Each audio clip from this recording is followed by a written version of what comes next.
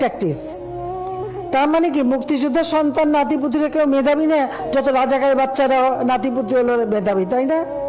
কিন্তু এটা ভুলে গেলে চলবে। 10 জনের সামনে কথা বলতেছি, কিভাবে কথা বলতে হবে এই কথা বলার ভাষাটুকুই যদি আমি না জানি, ওই 10 জনের সামনে কথা বলার কোনো যোগ্যতাই আমার নাই। 1971 সালের পর থেকে যারা জন্মগ্রহণ করছে, যুদ্ধতে অংশগ্রহণ করতে পারে নাই, তারা সবাই রাজাকার। আমি, আপনি, আপনার বাবা, আমার দাদার নামও যেহেতু মুক্তিযোদ্ধার কোঠায় নাই, তাহলে আমার দাদা সহ আমরা সবাই রাজাকার। এক কথায় বলতে গেলে বর্তমান দেশে 16,98,00,000 নাগরিকদের মধ্যে 2,31,000 মানুষ মুক্তিযোদ্ধা, এদের পরিবার বাদে আমরা সবাই রাজাকার। যেই রাজাকারের নাম শুনলে একটা সময় আপনার চোখে ঘৃণা চলে আসতো, এখন একবার ভেবে দেখুন সেই রাজাকারের ট্যাগে আপনার ঘাড়ে চলে আসতেছে। সেই ট্যাগ আপনার ঘাড়ে দিতে এক বিন্দুও দ্বিধাবোধ করতেছে না, কারণ তার পদে উঠতে আপনার কোনো প্রয়োজন হয় না। বিকজ যে দেশে ভোট ছাড়া ক্ষমতা পাওয়া যায়, সেই দেশে আবার কিছু বলতে ভাবতে হয় নাকি? আজকের ভিডিওতে একটা কথা বলে যাই, মাথায় রেখে কথা যত বেখেয়ালি হবে পতন তত দ্রুত হবে ইনশাআল্লাহ। পার্সোনালি আমি কোনো রাজনৈতিক সম্পর্কের সাথে সম্পৃক্ত নয়, কিন্তু একজন সাধারণ নাগরিক হিসাবে এই কথার বিরুদ্ধে তীব্র নিন্দা ও প্রতিবাদ জানানোর প্রয়োজন আমি মনে করি। রিসেন্ট 8-9 দিনই হয়ে গেল কোঠা এবং মেধা নিয়ে একটা আন্দোলন চলতেছে। হ্যাঁ, এই কথা সত্য যে কোঠা এবং মেধা দুইটা এক জিনিস নয়, কিন্তু আমার কথা হচ্ছে মুক্তিযোদ্ধাদের নাতি নাতনি থেকে শুরু করে ছেলে মেয়েগুলো যদি এতই মেধাবী হয়, তাহলে তাদের চাকরির জন্য কোঠার কিসের প্রয়োজন? প্রশ্ন থেকেই যায়। সাধারণ মানুষগুলো যদি রাজাকার হয়, এই সাধারণ মানুষের ট্যাক্স ভ্যাট দিয়ে আপনি দেশ চালাচ্ছেন, তার মানে আপনি বড় রাজাকার। বাংলাদেশ পরিসংখ্যান BBS এর হিসাবে শিক্ষিত বেকার আছেন 23,50,000 জন, অর্থাৎ বাংলাদেশে মোট বেকারের সংখ্যা 12% উচ্চ শিক্ষিত। এখন আমাদের মাননীয় প্রধানমন্ত্রীর কথা হিসাবে এই 12% উচ্চ শিক্ষিত বেকার নাগরিকই মেধাহীন। আফসোস 2022 সালে আমি সেনাবাহিনীর মাঠে অ্যাপ্লাই করেছিলাম এবং আমি বগুড়া ক্যান্টনমেন্ট মাঠে দাঁড়াতে গিয়ে দেখি অলরেডি 3 জন সিলেক্টেড হয়ে আছে। এখন আমার প্রশ্ন হলো, আমরা এতগুলো স্টুডেন্ট মাঠে দাঁড়াতে গিয়েছিলাম, আমাদেরকে দেখার আগে আমাদের মেধা সম্পর্কে তারা বুঝে গেছে, রাইট? যদি আমাদের না দেখে আমাদের মেধা সম্পর্কে নাই বুঝতো, তাহলে তো অলরেডি আগে থেকে 3 জনকে সিলেক্ট করে রাখতো না। যে দেশে কোঠা ছাড়া চাকরি হয় না, দেশের নাগরিকদের রাজাকার বলে সম্বোধন করা হয়। আমরা একজন সাধারণ নাগরিক হিসেবে প্রধানমন্ত্রীকেই ভয়কট করতেছি। রাজাকার প্রধানমন্ত্রী, তার গদি থেকে তাকে নামিয়ে দেওয়া হোক, নয়তো কোনো আইন আমরা মানি না। আপনি একজন সাধারণ মানুষ হিসেবে আপনি নিজের থেকে ভেবে দেখেন দেশের কতটুকু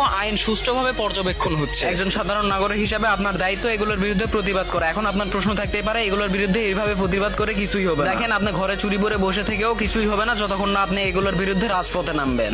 যত রাজাকারের বাচ্চারা নাতিপুতি হলো মেধাবী, তাই না? আফসোস, আমাদের দেশ যে পরিচালনা করতেছে তার ভিতরে শিক্ষা থাকতে পারে, কিন্তু সঠিক শিক্ষা নাই আমি মনে করি। কারণ যার ভিতরে সঠিক শিক্ষা থাকবে, সে 10 জনের সামনে এরকম ভাবে কাউকে ছোট করে কথা বলতে পারে। কথা বলার ধরনটা আপনি একবার খেয়াল করলে দেখতে পাবেন কথার ভিতরে কতটা অহংকার লুকিয়েছিল। এবার যাই হোক, আপনাকেও আল্লাহ তাআলা দিন শেষে বোঝার তৌফিক দান করুন। রিয়েলি একটা দেশ পরিচালনা করে যে তার মুখের ভাষা এতটা ঘৃণিত হবে, এটা আসলেই মেনে নেওয়ার মতো কথা নয়। আমি আপনি যদি রাজাকার হই, তাহলে রাজাকার সেও। ধন্যবাদ।